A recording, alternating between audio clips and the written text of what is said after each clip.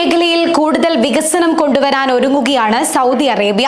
ഇതോടെ പ്രവാസികൾ ഉൾപ്പെടെയുള്ള നിരവധി ആളുകൾക്ക് തൊഴിലവസരങ്ങൾ സൗദിയിൽ ഒരുങ്ങും. ഇതിന്റെ ഭാഗമായി രാജ്യത്ത് എണ്ണയിതര വരുമാനം കണ്ടെത്തുന്നതിനു വേണ്ടി നിരവധി പദ്ധതികളും ആവിഷ്കരിച്ചു വരികയാണ്.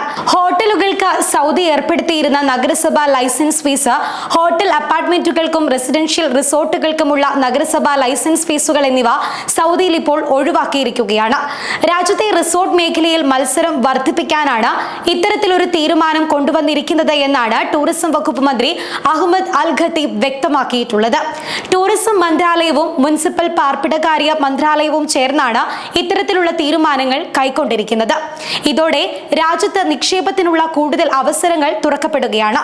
ടൂറിസം രംഗത്തെ പ്രതിബന്ധങ്ങൾ ഇല്ലാതാക്കാനും ഇതുവഴി സാധിക്കും. കഴിഞ്ഞ വർഷം ടൂറിസം മന്ത്രാലയം തുടക്കം കുറിച്ച ടൂറിസം മേഖല ഇൻവെസ്റ്റ്മെന്റ് ഇനേബിളേഴ്സ് പ്രോഗ്രാമിന്റെ ഫലമായാണ് ഈ പുതിയ തീരുമാനം.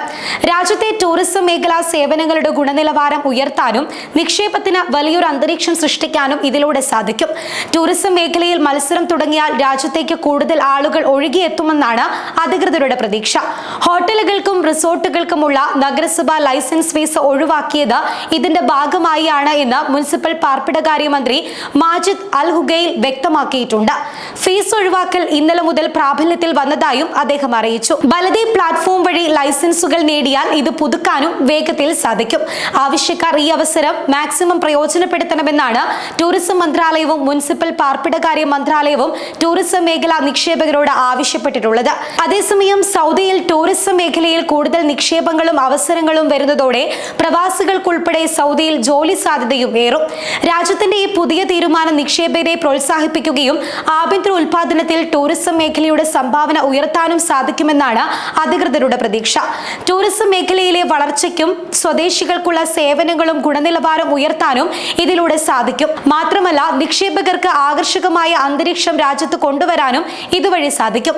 നടപടിക്രമങ്ങൾ എളുപ്പമാക്കിയത് ഇതിന്റെ ഭാഗമായാണ്. നഗരസഭാ സേവനങ്ങളുമായി ബന്ധപ്പെട്ട ഫീസ് കുറച്ചത് നിക്ഷേപകർക്കും വലിയ ആശ്വാസമായി മാറിയിട്ടുണ്ട്.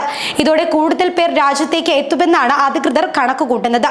ഹോട്ടലുകൾക്കും റിസോർട്ടുകൾക്കുമുള്ള നഗരസഭാ ലൈസൻസ് ഫീസ് ഒഴിവാക്കുന്ന തീരുമാനം മുനിസിപ്പൽ പാർപ്പിടകാര്യ മന്ത്രിയാണ് പ്രഖ്യാപിച്ചിട്ടുള്ളത്.